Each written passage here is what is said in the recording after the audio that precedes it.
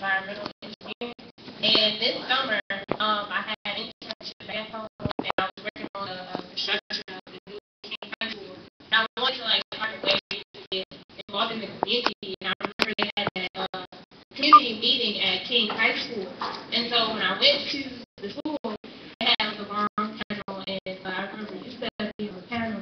And I just remember him being so real and just like telling people how it was and not caring that, you know, the mayor was there, the police chief Warren was there, you know, keeping it very real with people. And my brother, who is currently incarcerated, he was the first person I thought of because I was like, I need somebody, you know, to mentor my brother because he reminded me of him in that sense, and I wanted him to know that he can do the same things that Steph is doing. So the only reason I had the gut enough to go talk to him was for my brother. So I'm like, okay, let me go up there and get his number so that I can give to my brother or whatever. And so I go up there and I talk to him. He's like, yeah, write it down on the newspaper, and I get it, and I give it to my brother, and my brother never reached out. So I'm like, well, I guess I'll volunteer for him. So I started volunteering for Hope, and I went to the Urban Network and checked it out and things like that, and I noticed that he was still doing a lot of positive things in the community, and I really support things like that because, like I said, I'm born and raised in Detroit, and so many people downplay Detroit and downplay the men in Detroit, and there are a bunch of good men in Detroit, and there are a bunch of good people in Detroit in general, and I'm so proud to be here and like just come home and support, and I immediately jumped on board with the back to school supplies because children are like my passion, and like the education in Detroit, like what's going on right now is driving me crazy with these high schools.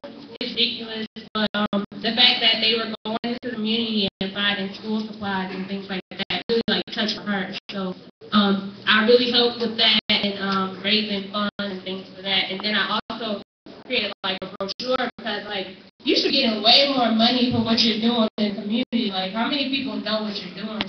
So we created a brochure like over Christmas break and to give to the companies and things like that so they can know early enough in advance.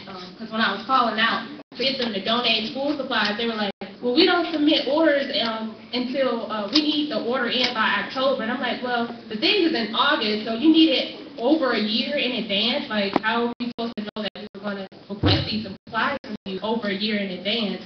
And so those are just things like difficulties you run into when trying to get help and stuff. So hopefully the brochure will help. We can send it out whenever we want to. But I'm very, very proud of him, and I know there's nothing but success in the future.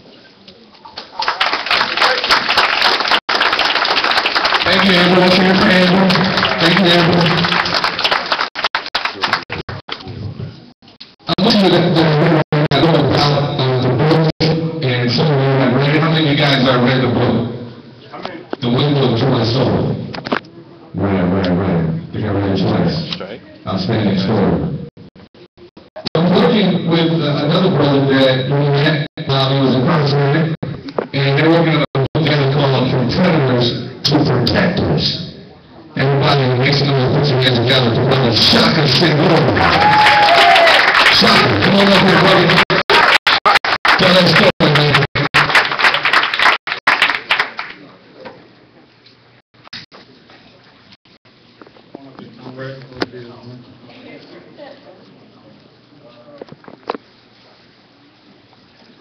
Like a real emotional moment.